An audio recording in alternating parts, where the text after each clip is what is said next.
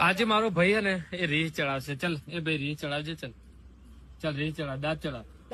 ચડાવ જો બળતા બહુ રીહ ચડે. પણ ડોફા તને ચટલી રીહ ચડે હે, મેં નહીં ચડાઈ. મગજ થી માં ફાડે હતી और આપણે ખોટો મારવો પડે બજાર વચ્ચે.